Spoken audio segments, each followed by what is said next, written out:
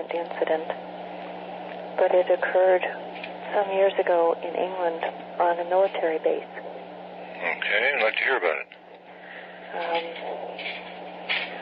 Let's see, it was about 64 or 65, 1964 or 65, okay, at RAF Chicksands. What was that again? RAF Chicksands. Okay. In Bedfordshire, England. I was a military dependent, and the base is a satellite communications base. Yes. And it was in the afternoon, in the daylight, and a friend of mine and I were playing badminton in the backyard on the base. And we were shouting and laughing and carrying on, and then we realized that we couldn't hear each other. There wasn't any sound at all. And we stopped and tried to talk to each other again and still couldn't hear each other, and looked around, and right above us, at the top of the trees, they were very old oak trees. So they were maybe 40, 50 feet high, I guess. Okay. Was a large, dark object. And we couldn't really tell anything from it because we could only see the bottom. And we got scared. We were just 14, 15 years old. And she went inside the house to get her dad. And inside the house, he could hear her. And he came out to look at it, and we couldn't hear him talking to us either, and he couldn't hear us when he was outside. So he went back inside and alerted the post. And when he went back inside, it started moving off above the treetops. And as soon as it wasn't right above us, we could hear again. And I heard the siren. Post went on alert. And he came back out and watched it go off over the trees, and it was moving very slowly. And it moved over maybe, I don't know,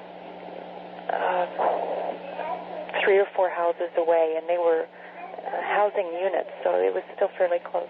Yes. Oh, I see that. Okay. Mommy's on the phone right now, okay? Now, like I said, they were calling the alert, and he told me to go home. And I lived about 2 blocks away. So I ran home, and my father, who was senior NCO on the base, was just leaving. And all the people on alert went down in what we called the hole. All the satellite communication stuff was underground. Yes. And they went down in the hole, and the base was closed to all traffic, whether you lived there or not. They closed the whole base. And he didn't come back until in the morning. My father didn't.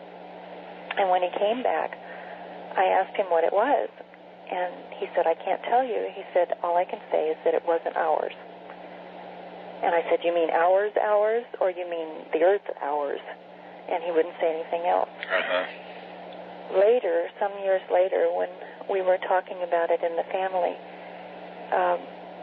I asked him again, and he said, it wasn't ours. And I said, well, I know that. And he said, well, there are 7 bases like the one we were on in the world, 7 American bases like that.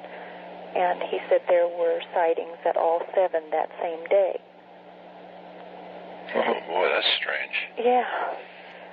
Those bases are very small, extremely small. There's maybe, at the top, there's maybe 50 families there, plus, a number of non-family people, unaccompanied people. Everything that's military is underground except the satellite antenna. And we called it the elephant cage. It's a great big circular structure, and it looks like a big round circus cage. Yes. And around the outside are these big white things that kind of look like missiles, but they're not missiles. It was a closed post at all times, except, if you had some reason to go on, then the APs, the air police, would let you on and off. But you had to have some business there. It wasn't just open to the public. Okay. What shape did that object have? It was round. It was round from the bottom anyway, and it was dark.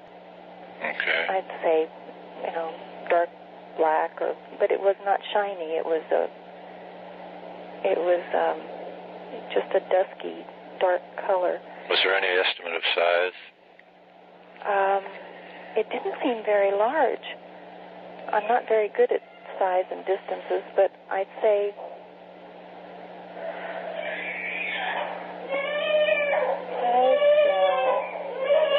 it was maybe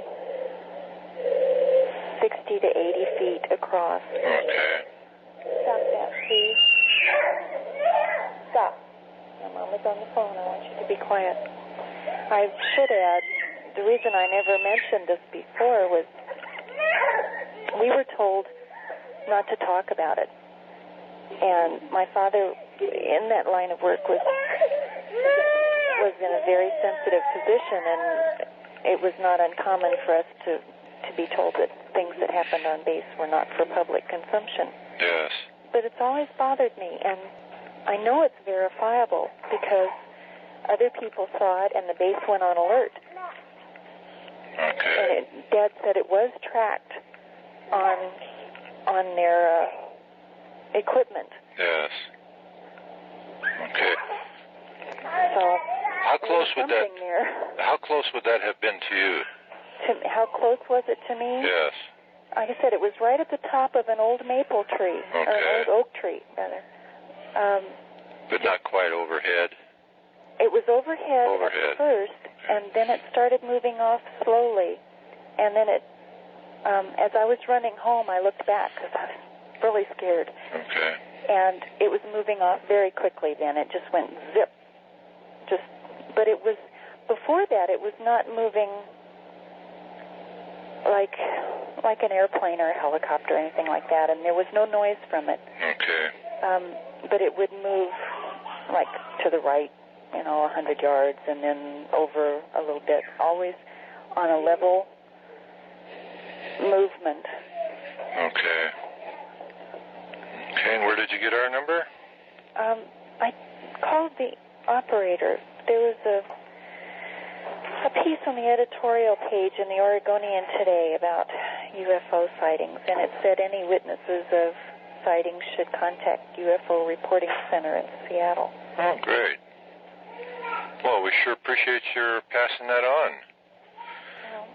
Well, I'm glad I finally told somebody. Okay. Feels better. Well, if you come up, remember any information that you haven't passed on to us, we'd like to hear from you. Okay. Thanks very much.